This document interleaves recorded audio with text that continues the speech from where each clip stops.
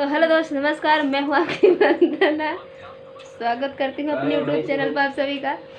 और मैं सुना रही हूँ एक चुटकुला नाच का गीत। और आप लोगों को कैसे लगा प्लीज कमेंट में जरूर बताना।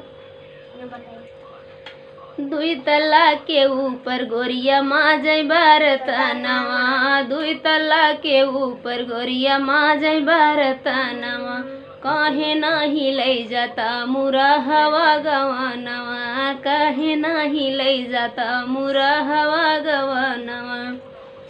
अरे एक दिन बोलाऊ तू भौजी अपने बहानवा, अरे अपने बहानवा, पकड़ के लतियाई तो उनके माइन के समानवा, पकड़ के लतियाई तो उनके माइन के समानवा।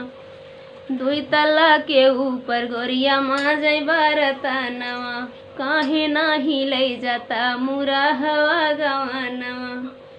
एक दिन बोलाऊ तो चाची अपने बहानवा, अरे अपने बहानवा, पकड़ के लतियाई तो उनके मम्मी के समानवा, पकड़ के लतियाई तो उनके मम्मी के समानवा।